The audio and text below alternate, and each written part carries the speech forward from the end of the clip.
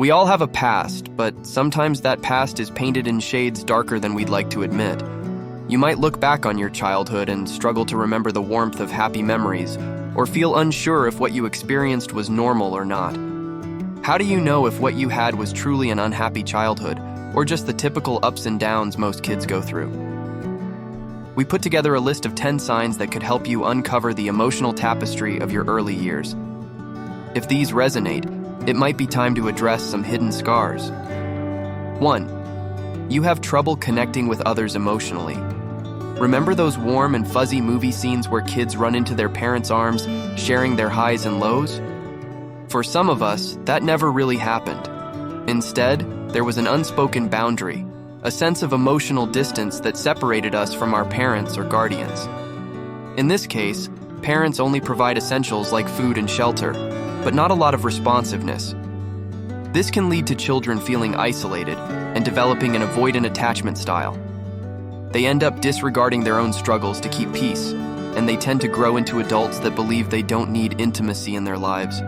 As a result, you may find it difficult to connect emotionally with others or feel envy when you watch other families gather together and share affection. 2. You have trust issues. Lots of people talk about having trust issues, and often this stems from early experiences where trust was broken. Maybe people made promises they didn't keep, like a father who always prioritized work over family, or perhaps your privacy was not respected, with secrets told to others without your consent, or your physical space encroached upon. When trust is eroded early in life, it becomes a shaky foundation for your future interactions. You might find yourself second-guessing people's intentions, overanalyzing situations, or being overly cautious in friendships and relationships. 3. You interpret mundane things negatively. Ever heard of the thematic apperception test? Basically, it's a set of cards showing regular but ambiguous scenes, such as a boy looking at a broken violin. When people who experience trauma are asked to tell a story about the cards, they tend to think of very violent or extremely negative examples. This offers a glimpse into how brains change as a result of trauma. They start seeing signs of threats everywhere in everyday life. You don't have to go through trauma with a capital T to see the same effects, even in smaller ways. Maybe a friend doesn't text back quickly, and your mind starts racing with thoughts that they're angry with you, or worse, that they don't value your friendship.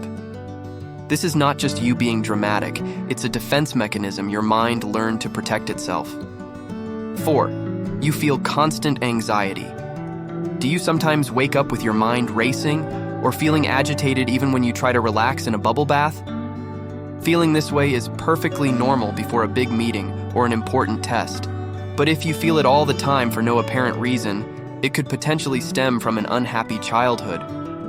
Growing up in an unstable or emotionally chaotic environment trains you to be perpetually on guard. You become an expert at spotting trouble, but the problem is, you see it even when it's not there. And the excessive adrenaline leaves you drained and on edge. It's crucial to understand that this is not a personal failing or a character flaw, it's a conditioned response. 5. You have low self-confidence. Confidence is like a tree, rooted deeply in the soil of our past experiences. Many of us who had a rough start in life find it challenging, even much later, to see ourselves as capable, worthy individuals. Low self-confidence isn't just about feeling inadequate in new or challenging situations. It's a pervasive sense that you're not enough, period. You might have been constantly criticized as a child, or perhaps achievements were downplayed while mistakes were magnified. When this happens, you internalize the belief that you're destined to fail, or that you're fundamentally flawed. And this can have real-world implications.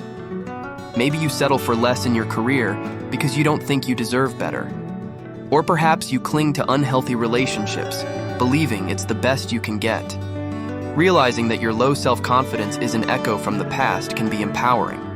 It means that it's learned behavior, and anything learned can be unlearned. 6. You feel a need to control everything. The magical belief that if you micromanage every detail, nothing can go wrong. Does that sound like you? If you grew up in an unpredictable environment, the world can seem like a scary, chaotic place. And so, control becomes your safety blanket.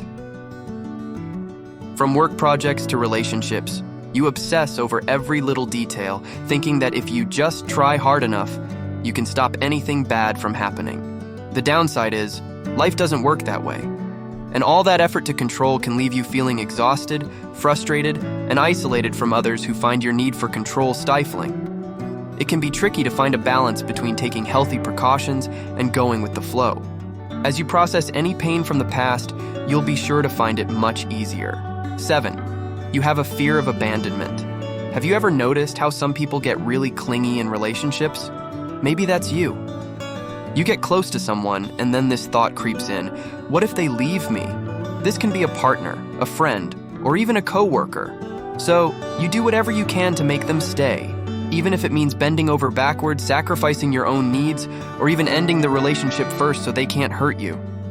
This fear often comes from feeling abandoned as a kid. Maybe one of your parents left or was emotionally unavailable. Maybe you moved around a lot, and you never had a chance to make lasting friendships. Whatever the cause, that fear doesn't just go away when you become an adult, but you can make the decision to face it. 8. You feel overly responsible for everything. We all have responsibilities in life for ourselves, our families, and our commitments.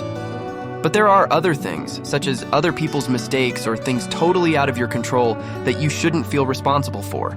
If you do, it's another sign you may have had an unhappy childhood. Maybe as a kid, you were blamed for stuff that went wrong in the family, or you felt you had to be the adult because the real adults weren't stepping up. You might feel like you're being polite and the bigger person, but over time, this can really wear you out. It can make you feel guilty all the time and put pressure on you to fix things that aren't even your problem. This isn't just tiring, it's unfair to you, and it's time to give yourself a break. 9. You're hypervigilant all the time. Another sign you probably had an unhappy childhood is if you're hypervigilant all the time. What does this look like? Basically, feeling like you're always on high alert. You need to constantly scan the room, check people's moods, or worry about what might go wrong. There are obviously situations where this is very useful and even life-saving. Maybe as a kid it was your way of ensuring you stayed out of trouble or avoided a dangerous situation. But you might end up carrying it into adulthood even if you don't need to be so alert all the time anymore. It wears you out and keeps you from enjoying the present moment. If you find yourself stuck in this mode, it might be time to ask why.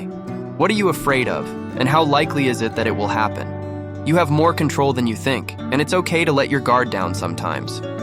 10. You suppress your emotions. If showing emotion feels like a dangerous gamble, this might be a holdover from your childhood. Maybe you grew up in a place where displaying feelings led to ridicule, punishment, or being ignored. As a result, you learned to keep your emotions under lock and key, becoming a master at showing a composed face to the world. However, keeping feelings bottled up isn't a long-term strategy for emotional health.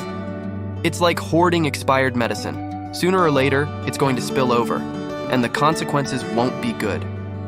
Acknowledging this emotional suppression as a survival tactic from your past can be empowering. Slowly, you can teach yourself to let those emotions out in healthy ways, even if it takes baby steps to get there. Hopefully, these 10 signs have shed some more light on your situation. They're not a guarantee that you had an unhappy childhood, and they also aren't about placing blame or wallowing in a painful past. But they may help illuminate some of the challenges you face today. Your childhood might have been a rocky road, but remember that you've got the wheel now. You're not that vulnerable kid anymore. You're an adult with the power to change, to grow, and to build a happier, healthier future. So start by giving yourself the love you might have missed out on, and watch how your world changes. You're worth it, and it's never too late. If you enjoyed this video, don't forget to hit that subscribe button and ring the notification bell so you never miss an update, and give us a thumbs up to show your support. Until then, stay curious and keep exploring.